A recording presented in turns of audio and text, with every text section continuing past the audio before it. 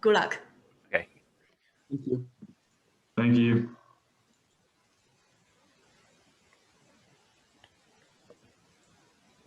Good morning and welcome to our presentation on the A11 Rooster.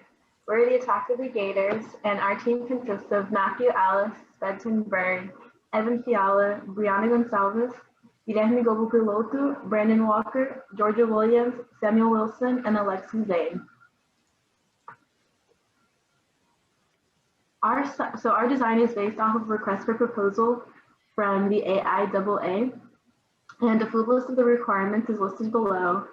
But some of the important ones include an austere field performance, which means that we need to be able to land on the surfaces that are like soil and are not fully built runways, and survivability considerations to make sure that the crew remains alive in different situations to be able to continue the mission, and also 3,000 pounds of armament, which includes bombs, missiles, and an integrated gun. Good morning. We cover some of the design process behind our initial selection for the takeoff weight, power to weight ratio, and wing loading. So for the maximum initial weight, we use the method outlined in Raymer's textbook. The max takeoff weight can be estimated by summing the payload weight, the crew weight, the fuel weight, and the empty weight. So the request for proposal determined the payload weight and the crew weight, but we still needed to figure out the fuel weight and the empty weight. And these can be expressed as ratios of the takeoff weight. So for the empty weight, we use the relationship on the right. That was based off historical data that Raymer collected for a twin turboprop airplane. And then for the fuel weight, we looked at the different mission segments for each mission profile.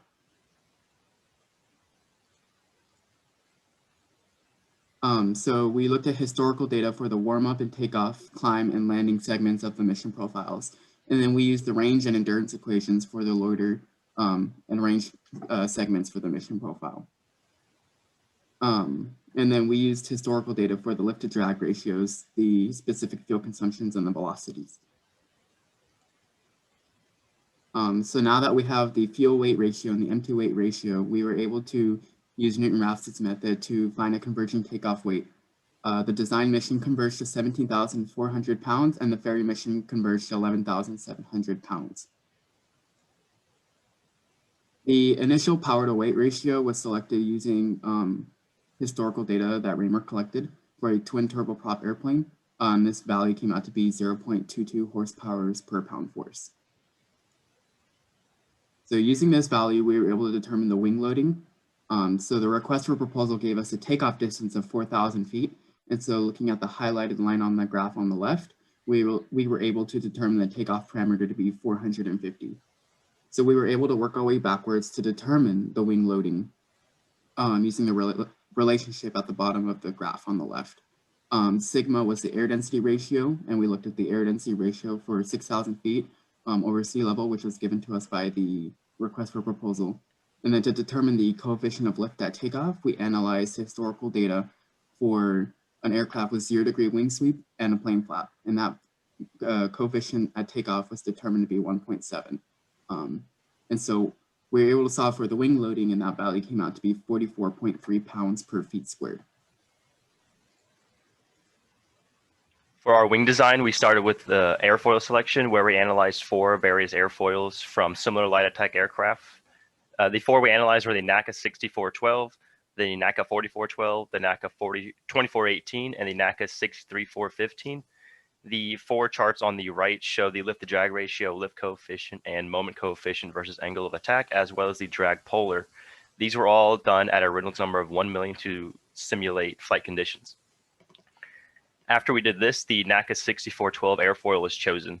This was due to its highest maximum coefficient of lift of 1.71, its highest lift to drag ratio of 136.6 at an angle of attack of 5 degrees, as well as having the lowest moment coefficient versus angle of attack, which will help with longitudinal static stability. After this, we decided to work on the wing geometry. We started with a mid-mounted wing. The reason for this was to provide adequate ground clearance for our propeller and armament, as well as allowing the pilots to have greater visibility above and aft of the aircraft. We chose a dihedral of 2 degrees. This was to provide sufficient lateral stability. A sweep angle of 0 was recommended to us because of our turboprop engines and our subsonic speeds to provide for the maximum lift that we could possibly get. We had a taper ratio of 0.4, and then from the wing loading from the previous section, we had a reference area of 397 feet squared. From there, we were able to find the other geometric values of the wing as shown below. Additionally, we added a -3-degree geometric twist. This was to delay flow separation around stall. We also added a Horner wingtip. This was to increase our effective wingspan without actually having a larger wingspan, as well as to reduce wingtip vortices and drag. For our control surfaces and lift devices, for our aileron, we had a span of 8 feet and an aileron length of 1.13 feet. This was to provide adequate roll control. For flaps, we had a flap span of 5.83 feet and a flap chord length of 2.04 feet. The flaps that we chose were a single slotted flap, and this was to allow for high pressure air below the wing to reach the top of the wing to delay flow separation. For our tail design, we had a conventional configuration of a horizontal and vertical stabilizer. Our horizontal stabilizer uses a NACA 2412 airfoil, and we calculated an area of 127.1 feet squared for that. This was a function based off the volume coefficient of the tail, as well as the moment arm and chord length of the wing. From there, we were able to find the different geometric values for the horizontal stabilizer as shown below. The process for the vertical stabilizer was very similar. We chose a symmetrical NACA 0012-34 airfoil, so to provide zero side force at cruise and flight conditions. The area was calculated to be 45.66 feet squared, and this was based as well on the volume coefficient of the vertical stabilizer, as well as the moment arm and wingspan of the wing. The aspect ratios and taper ratios of both stabilizers were the same as for the wing, and the sweep angle was 5 degrees larger than the wings. From there, we were able to determine the different geometric values for the stabilizers as shown below.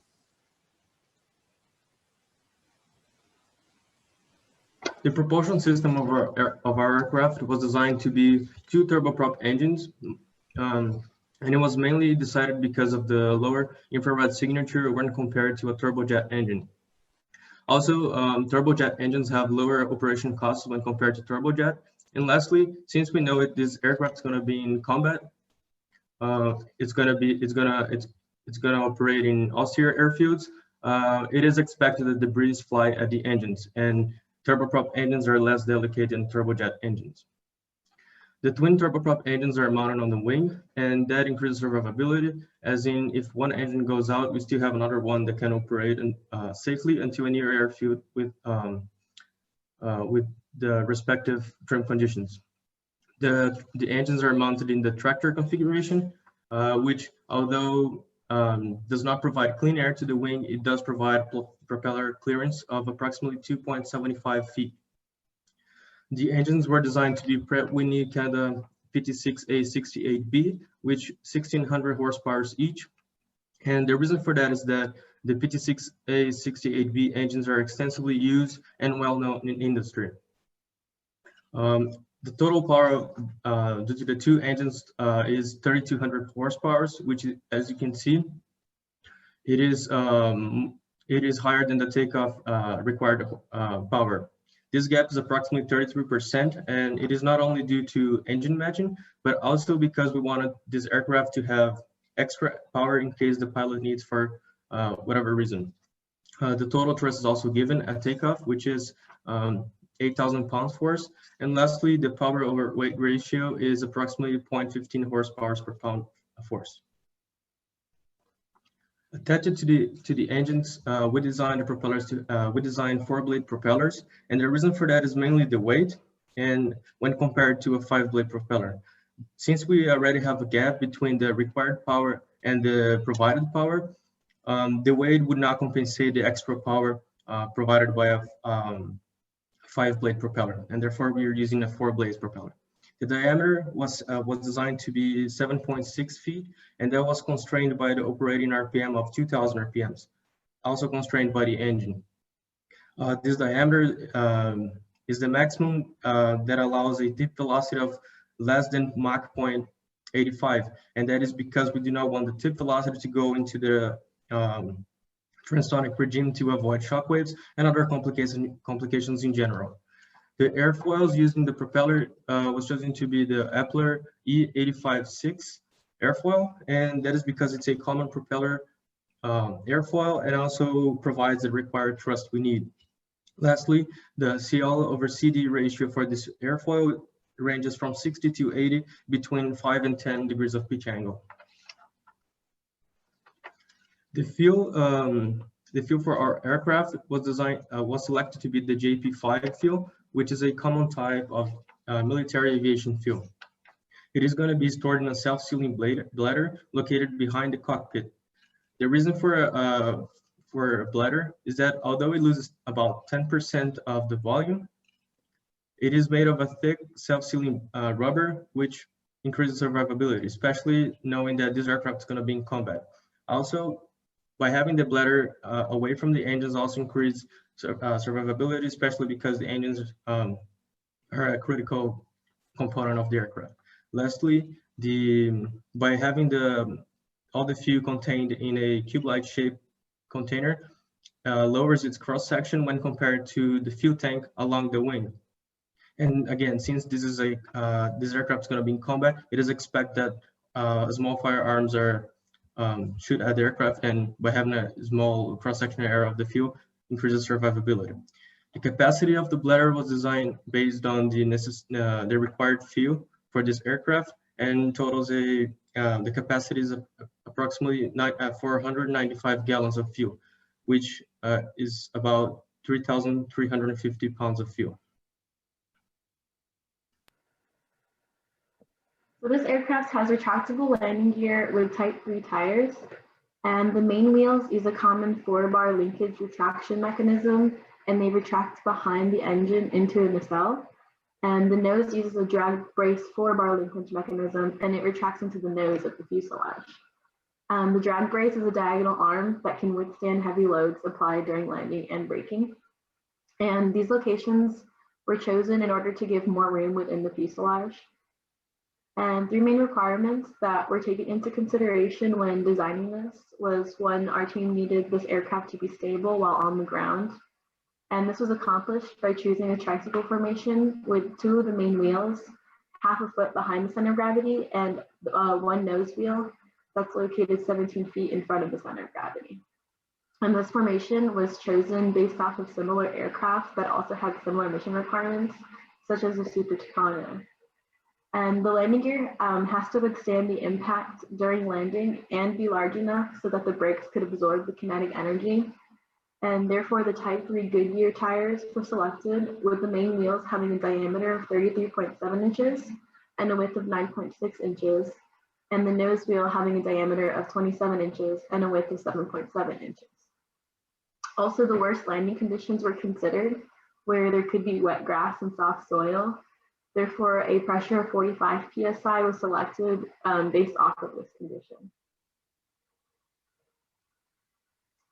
For shock absorption, the type that we chose was the Alios shock strut, and this is because it's light in weight compared to other shock absorber types, and it's also strong enough to take the lateral and braking loads of the wheel that can be applied on the aircraft where it's attached.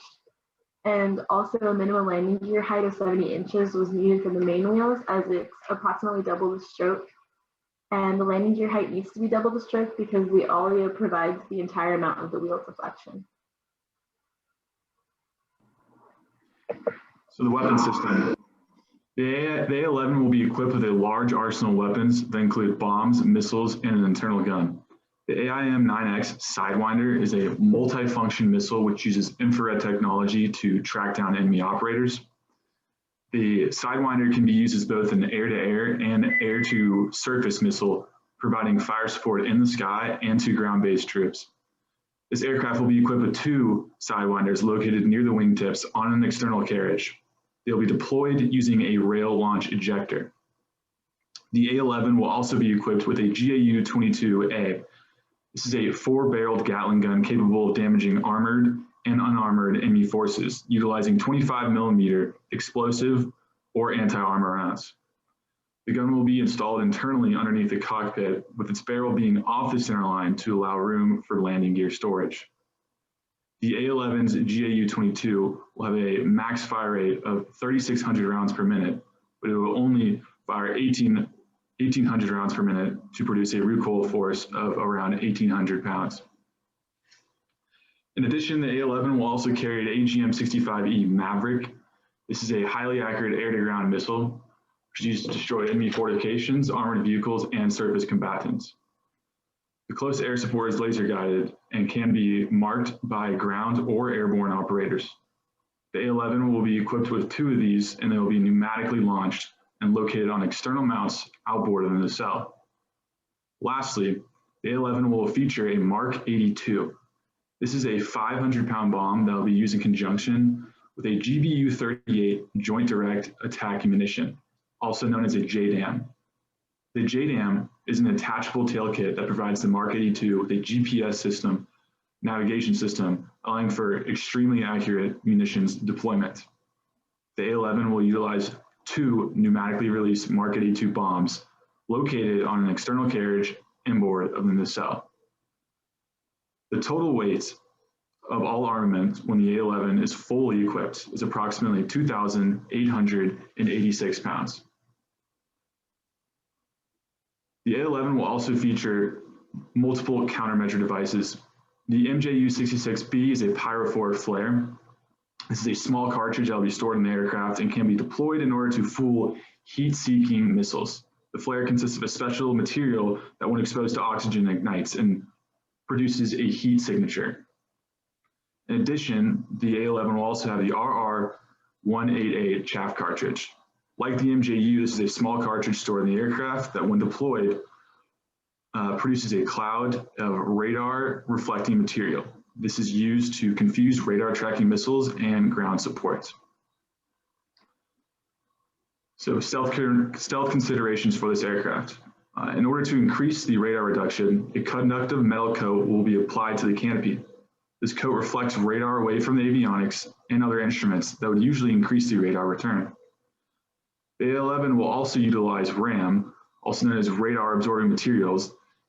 This RAM affects aerodynamics, so it will only be applied to the armament pylons and external instruments.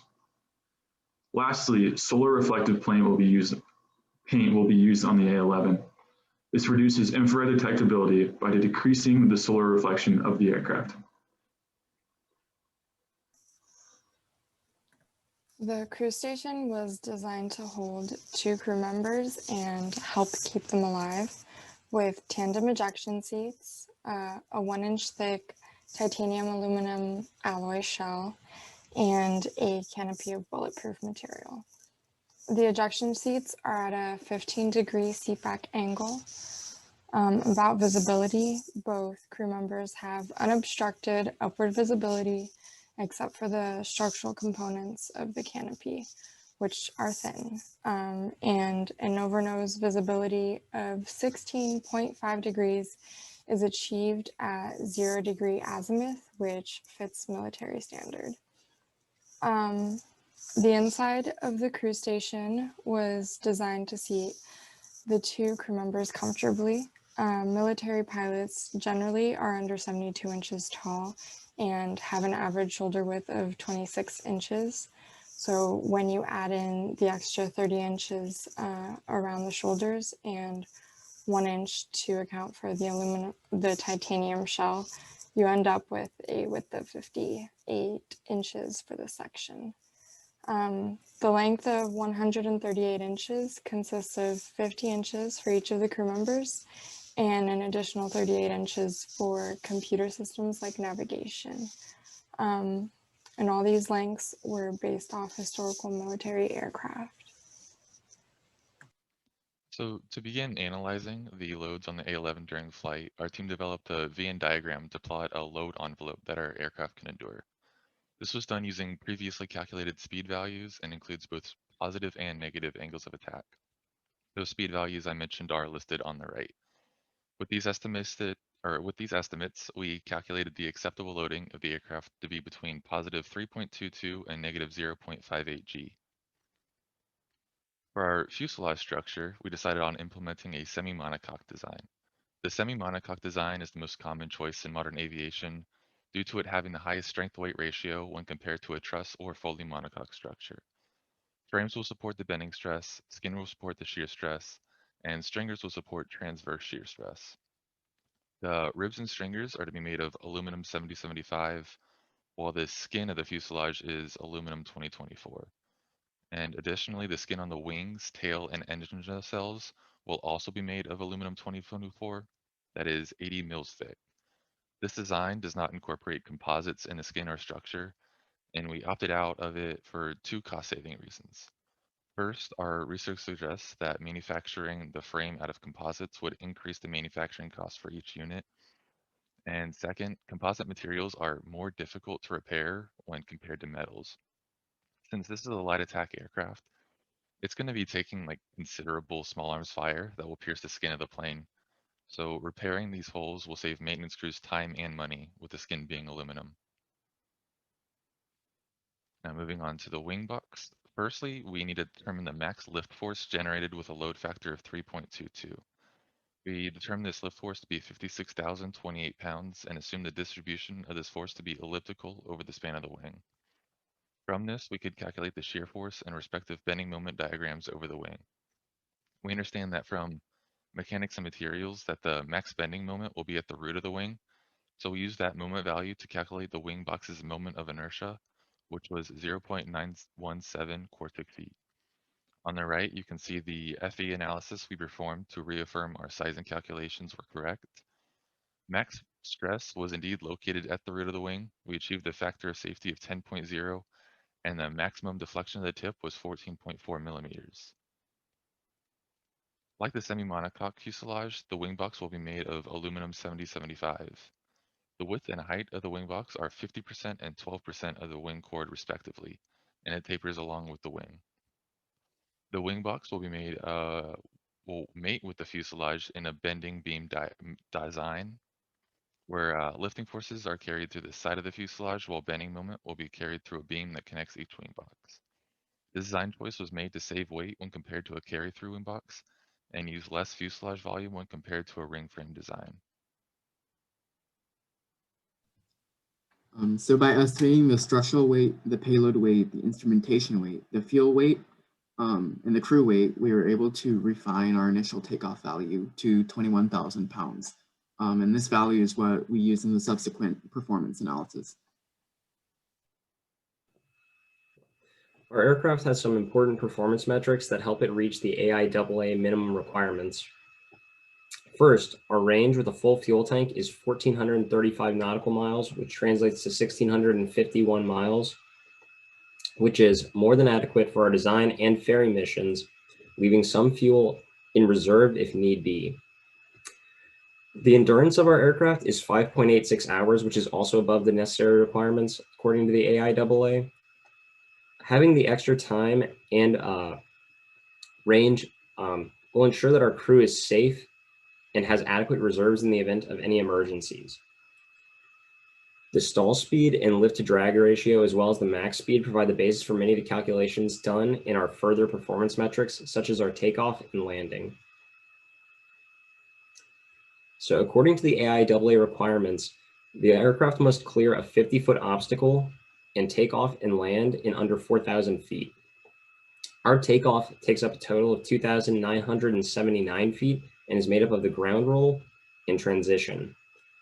Typically, climb is included in this section as well, but the 50-foot obstacle is already cleared by the end of our transition, so we opted out of that in this calculation. The landing takes a total of 3,548 feet and is composed of the approach, flare, and ground roll. The landing and takeoff measurements are calculated using essentially the same formulas, but use slightly different parameters such as the weight. The landing also has a built-in factor of safety, as free roll is generally considered to be from 1 to 3 seconds. We use the full 3 seconds to ensure the safety of our crew in under the most strenuous of circumstances. Lastly, our stability.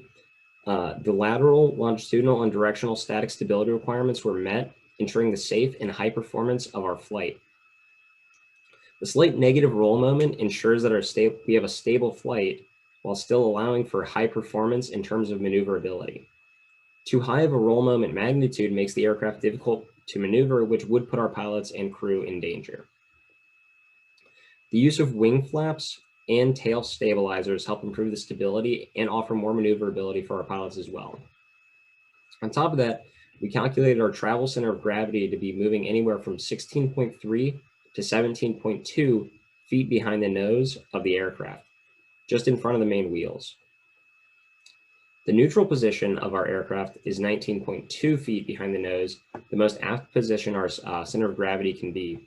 This means that we have about 2 feet of safety between our furthest center of gravity and our neutral position. We also developed a flight envelope to find the service ceiling of our flight, which was above the 30,000 foot requirement from the AIAA. The flight envelope also helped develop our maximum speed, which we will never exceed, of 587 feet per second based on the Mach. This is different from our max speed at altitude, which we also found earlier for our other requirements. We also performed a longitudinal analysis to ensure our flight was able to properly fly at trim and a trim analysis for an engine failure with crosswinds. We were able to find that our aircraft is still operational even with one engine out in crosswinds.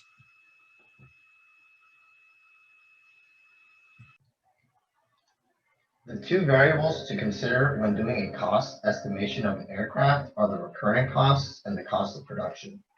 We estimated the production cost by using the RAND DAPCA4 model as outlined in the Raymer textbook. The RAND DAPCA4 model is the development and procurement costs of aircraft model made by the RAND Corporation. The recurring costs were also estimated using models found in the Raymer textbook. We had to adjust for inflation since the models used in the textbook were based off of rates from 2012. The inflation rate that we used was 14.56%. DAPCA estimates the hours needed for research, development, testing, and evaluation by using the engineering, tooling, manufacturing, and quality control groups. These hours are then multiplied by the respective hourly rates, which gives us the cost for each group. The development support, flight tests, and materials costs are directly estimated using the equations provided by DAPCA.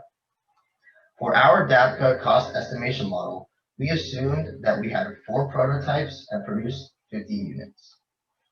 The engineering, tooling, manufacturing, quality control, developmental support, flight tests, and materials costs estimated by DAPCA is shown in the table. Since we are buying the engines instead of building them, we did not have to account for the production cost of the engine. Our engines cost $1 million each, so our engine cost is $2 million per aircraft. The cost of avionics was found by multiplying our avionics weight of 100 by $6,000. This resulted in an avionics cost of $600,000. The recurring costs can be split into 2 categories: operational costs and maintenance costs. The 2 operational costs that we had to account for were the crew salaries and the cost of fuel. We assumed that our light attack aircraft will operate for 1,200 flight hours each year, which means that it will consume about 100,000 gallons of JP5 jet fuel each year. JP5 jet fuel costs $2.99 per gallon, so our cost of fuel is about $300,000 each year. Oil expenses are negligible. The crew salary was estimated using the model outlined in the Raymer textbook and found to be about $200,000 per year per aircraft. The 2 maintenance costs that we had to account for were the manual labor costs and the cost of parts. The average maintenance man hours per flight hour is approximately 10, so our aircraft will undergo 12,000 hours of maintenance each year. Assuming that the U.S. Air Force mechanics are paid $34 an hour, the cost of manual labor comes out to about $409,000 per year. For a military aircraft, the cost of parts, materials, and supplies is roughly equal to that of the manual labor cost. Therefore, the cost of parts also comes out to about $409,000 each year. Once we have calculated the production cost for 50 aircraft and know the annual costs, we can figure out how much a single aircraft would cost to produce and use. The cost of a single aircraft is found by adding together the cost of tooling, manufacturing, quality control, and materials. The cost of our aircraft comes out to roughly $26 million per aircraft, and the flight cost is $683 per hour of flight. That is the end of our presentation. Thank you very much for coming. Are there any questions?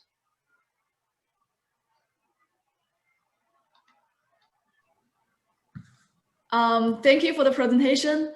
And thanks to Professor Brooks come here to support us. I was wondering, do you have any comments, questions, suggestion, anything? No, this is out of my wheelhouse. I'm just here for moral support. Thank you, thank you. Any question from other audience? I think we have 12 here.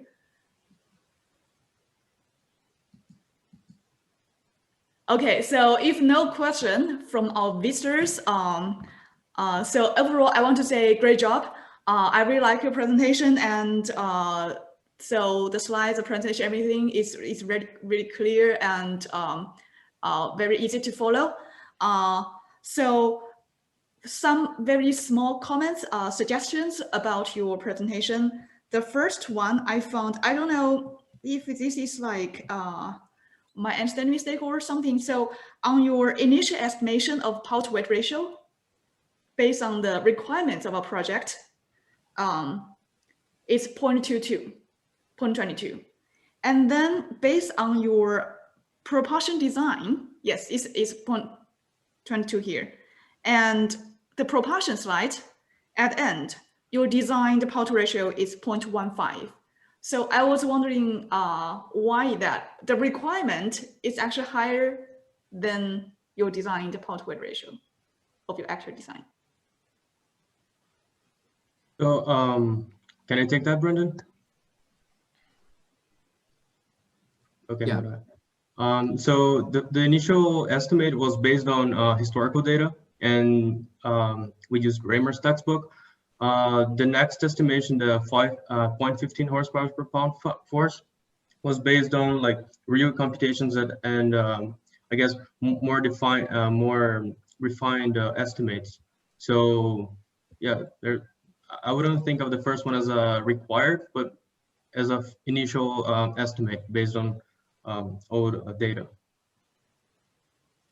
So this is still like a little confusing to me, because the whole purpose of doing initial estimation is to get a guidance for our future design. So let's say at the very beginning, I don't have anything. The only thing I have is a performance requirement like the landing distance, takeoff distance, range, service ceiling, endurance, everything. And based on the requirements, of course, we don't have design yet. We use the history data to estimate what is the power to weight ratio, what is the wing loading, what is the weight based on the requirements. So I would consider that initial estimation is a requirement and guidance for the detailed design of the wing, of the power plant, of the fuselage, of the tail. Otherwise, what's the point, right? So I would consider it'd be nice if the 0.22 given here is the initial estimation based on the project requirement, and then the final design, the power ratio of your actual design should be equal, a little higher, or a little higher than that one. That's what I want to see.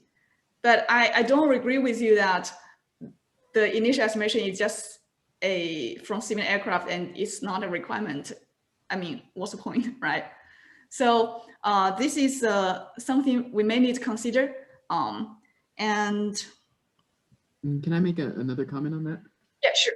So this power to weight ratio is also calculated for like a takeoff scenario. So we scaled it back using the ratios, like the weight ratios at takeoff versus weight ratio at like cruise.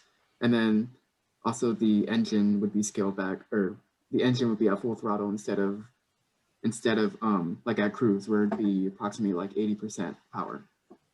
And so that was also another step that we took to calculate this power to weight ratio here. Sure, thank you. I assume the initial power to weight ratio is also at takeoff situation, right?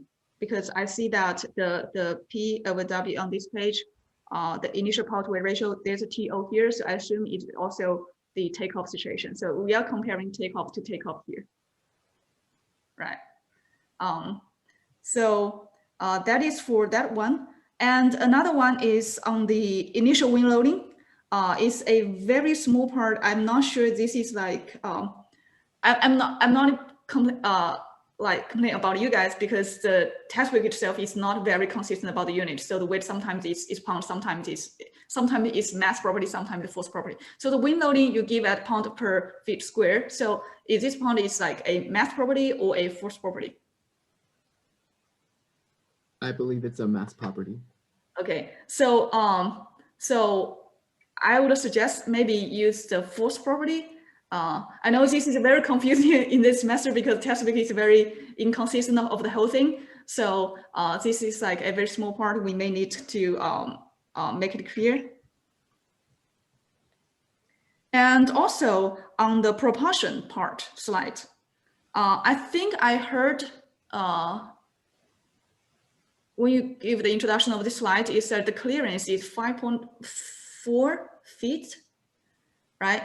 No, the propeller clearance is 2.75 feet above the ground. Oh, okay, great. So so instead of giving the dimension 2.41 and 5. This dimension, I think it's more important to put the ground clearance of propeller as you just said in this in the graph, because that is like a more important dimension compared all the dimension you show here, right? Okay, I see. Yeah, and in the propulsion also 2 slides later, you said you put the self-sealing bladder located behind the cockpit, and this is to reduce the cross-section area. I think I heard that. So could you please explain a little bit more on that? Mm-hmm. Yeah, so I said this is a compact cube-like shaped container, and if you look at least like from behind, from below, the cross-section of a fuel tank along the wing would be much higher than a compact cube-like shaped box. Do you agree with that? Yes. So you're talking about the cross-section of the tank itself, not the cross-section of the whole aircraft or anything? No, just the tank. Yeah, I meant the tank. So why do we want to reduce the cross-section area of the tank? Well, this is a combat aircraft, and we expect that we're going to have firearms targeting this aircraft, and we want to avoid any bullets going into the fuel tank, and having a smaller fuel tank in cross-section area would benefit that. Okay, great, thank you. And thank you for your answers, very clear. And the next slide about landing gear. So the first one is the Type 3 tires. I think Type 3 tires is a bigger category. It has like 7 or 8 different tires. It has different dimension, different tire pressure, everything width, diameter. So I would suggest that if you could put the specific types that you actually use here, instead just saying Type 3, because Type 3 includes a lot. Okay. Yeah, I guess I just didn't mention that it was manufactured by Lockheed and that it satisfies the U.S. Air Force qualification spec, and then it's the size design requirements are 12.5 to 16.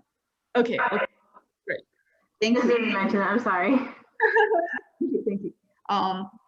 And the weapons, I think I heard during the presentation you said total weight of the weapons is about 2,800 pounds. Yeah, so the requirement was 3,000 pounds of armaments, and we had a total of 2,886. Okay, I think it's fine, but it'd be better to make it like equal to 3,000 or a little higher instead of a little lower, because this is something like showing our capability. When Right. capability, we want to our actual design is a little bit better than the requirement, right? So it's like, okay, the takeoff distance is shorter than requirement, landing distance shorter than requirement, and our weapon carrying capability is a little bit higher than the requirement. We don't want to be a little lower, right? It's not a big problem, but it's something probably you consider that it can change in your final report. Right, yeah. We can definitely add ammunition to the gun for that, but I think in terms of adding any of the missiles or the bombs, it would have gone over 3,000, and I didn't think that was allowed.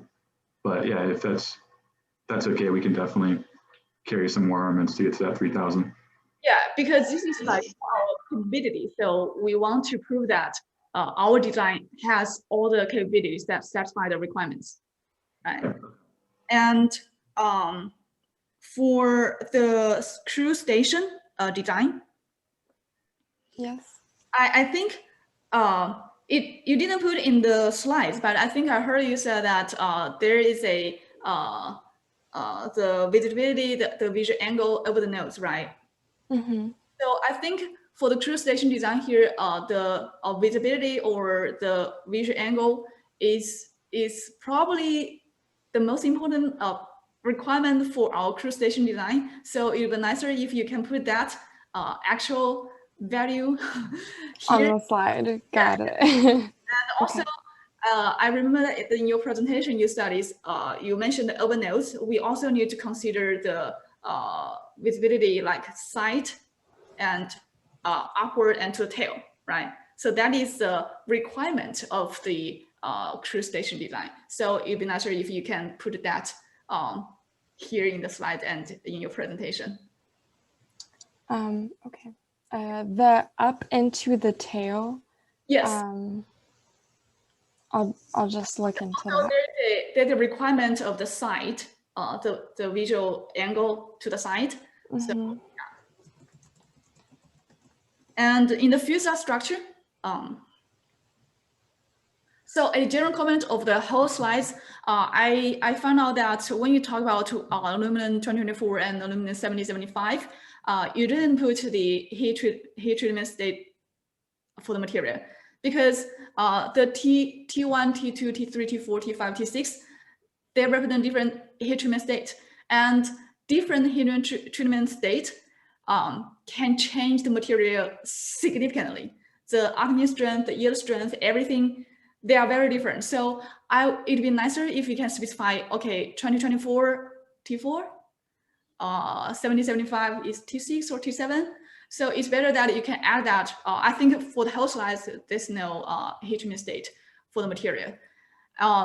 And also for the graph, I think this one is good, but yeah, it's on the same slide, the fuselage structure. So I think this one is good, but both graph only shows the frames. And I think in your presentation, you also talk about stringers.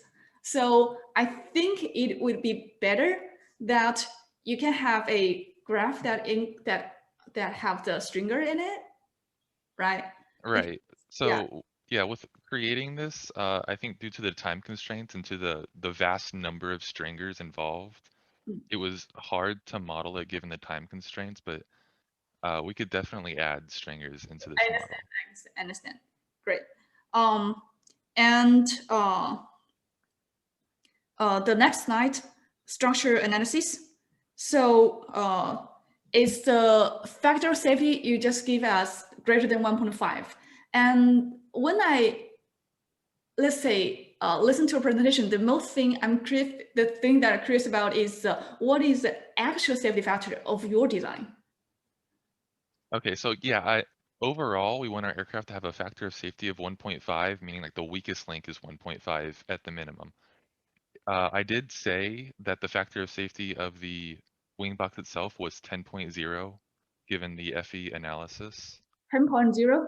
Yes, ma'am. Is that too high? It's high, But this analysis, it was a basic analysis where all we did was take the basic wing loading. We didn't take any torque into effect.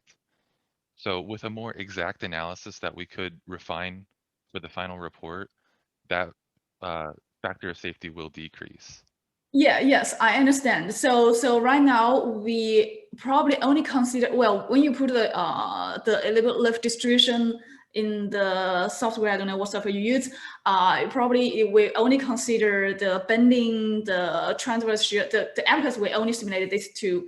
And also we have torque, which is too complicated for this method to still simulate. So we ignore that part. I agree that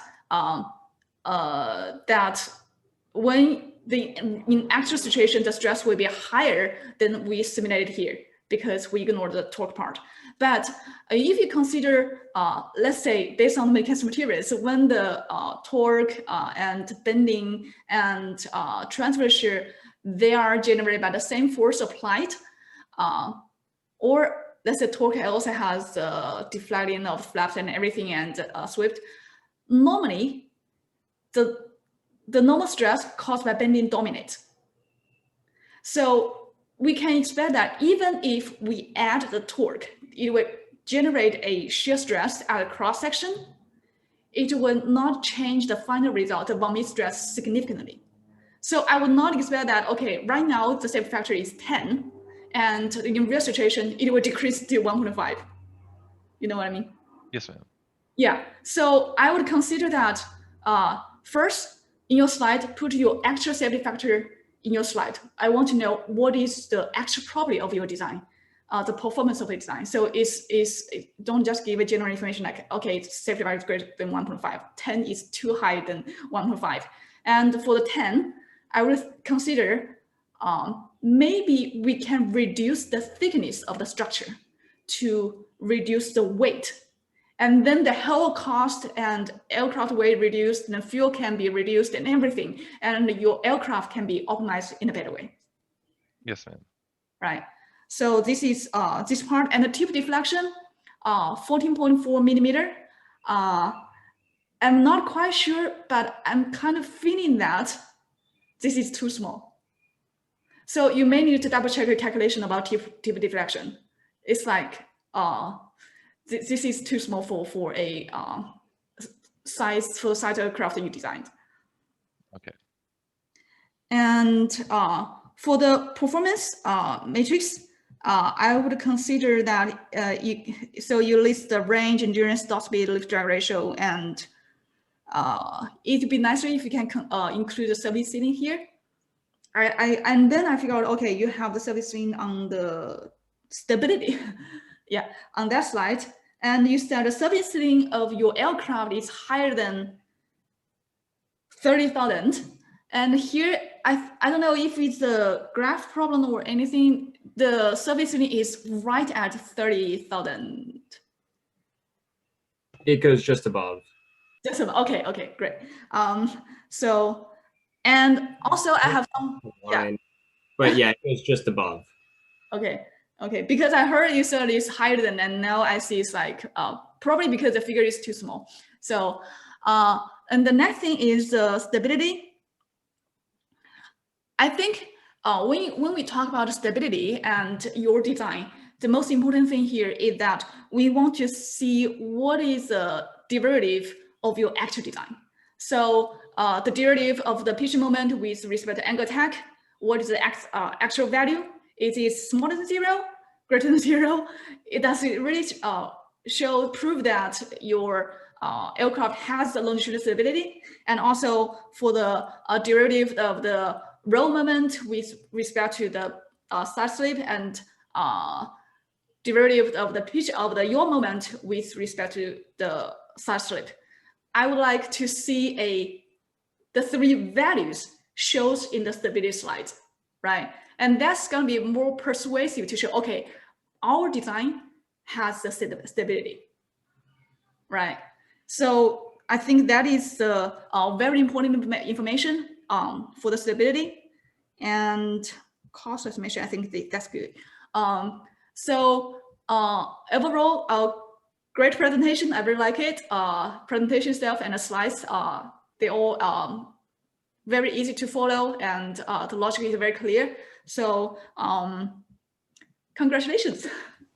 Thank you. Thank you. Thank you. Thank Thank you. you. You're welcome. So any other comments? So if no comments or anything, so congratulations and take good rest for the rest of the day, and good luck on the final report. Thank you. Thank you very much, you. team. Thank you. Good job, everyone. Thank you. Thanks, Dr. Brooks. Okay, Bruce.